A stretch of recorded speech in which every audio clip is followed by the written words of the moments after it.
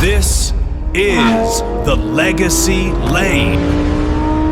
This is the last naturally aspirated V10 to ever leave Sant'Agata. The lane is ending, and Lamborghini decided to go out swinging. Nothing feels quite like a mid-engine supercar that doesn't care about a pothole. If this is the final mile, I'm glad it was a dirty one. They say you should never meet your heroes. The logic is simple. Reality rarely lives up to the poster on your bedroom wall. But they never said anything about taking those heroes off the pavement and into the grit. This is the Lamborghini Huracan Sterrato. In Italian, Sterrato translates literally to dirt road. It is a rugged, reinforced, rally-bred edition of one of the greatest supercars to ever emerge from Italy. At first glance, it looks like a contradiction. A mistake, even. Why would you take a low-slung precision instrument and give it hiking boots? But look closer, and you'll see the tragedy hidden behind the fender flares. This isn't just a fun side project. This is the end of an era. This is the last naturally aspirated V10 to ever leave the gates of Sant'Agata Bolognese. The lane is ending. The sun is setting on internal combustion as we know it, and Lamborghini decided to go out swinging. On paper, if you look at the spreadsheets they usually use here on the legacy lane, the Sterrato makes no sense. Usually, a car's legacy is built on being the fastest, the sharpest, or the most technologically dominant. By those metrics, the Sterrato is a regression. In an era where family SUVs are clocking sub-3 seconds 0 to 60 times, the Sterrato is technically the slowest Lamborghini currently on sale. It does 0 to 62 miles per hour in 3.4 seconds.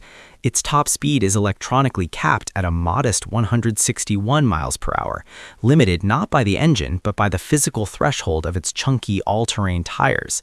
To put that into perspective, a Miura from the 1960s could theoretically outrun this on a long enough straightaway. If you're a spec sheet warrior, the Sterrato is a failure, but legacy isn't measured in decimals or top speed runs at the Nürburgring. Legacy is about how a car makes you feel when you're behind the wheel. It's about the audacity of its existence. We live in a world of efficient supercars and sensible hybrids, and here comes a mid-engined exotic that doesn't give a damn about a pothole. It's a supercar for the real world, the broken, dusty, imperfect world. So how did we get here? How did the engineers at Lamborghini convince the board to build a rally car out of their prize fighter? It actually started as a what-if project back in 2017 during the development of the Urus SUV. The engineers took a durability test Huracan, a car that was essentially destined for the scrap heap, and began to wonder, what if a supercar didn't have to be terrified of a speed bump? They bolted on wider arches, raised the ride height, and realized they had stumbled onto something magical. To make the production version, they gave it a 44mm lift. That doesn't sound like much until you see it next to a standard Evo. They softened the suspension to allow for actual travel, meaning the car breathes over undulations rather than crashing into them. They added heavy-duty underbody protection, aluminum reinforcements, so you don't have to hear the agonizing sound of $20,000 worth of carbon fibers shattering against a stray stone. And then there is the snorkel. This is the Sterrato's crowning achievement. Because the standard side intakes are positioned low, they would breathe in the massive dust clouds kicked up by the front tires, choking the engine in seconds. The solution? A roof-mounted air intake. Because of this redirection of air, the engine actually loses about 30 horsepower compared to the track-focused STO, bringing the total to 610. But what you lose in raw power, you gain in theater.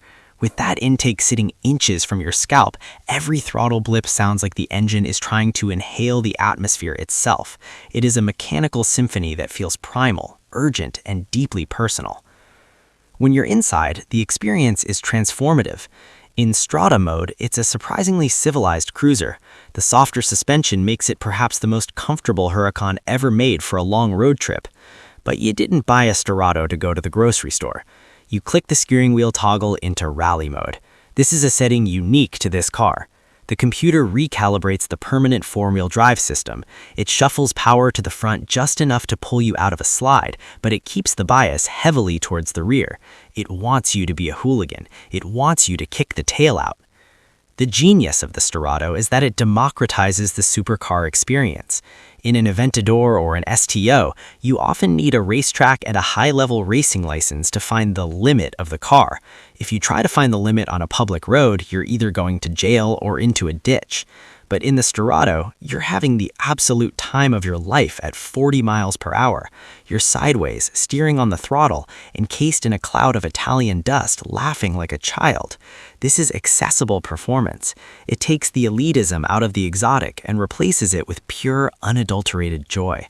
It's a car that encourages you to take the long way home, especially if that way isn't paved. There will only ever be 1,499 units of these produced.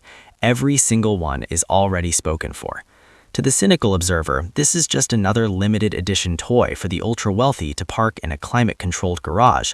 But to us, here on the legacy lane, the Sterrato is a monument. It is a middle finger to the boring. It is a reminder that as we move toward an era of silent, clinical electric speed, where cars are essentially iPhones on wheels, there was once a time when we built things just because they were mad. We are witnessing the final miles of a legendary engine.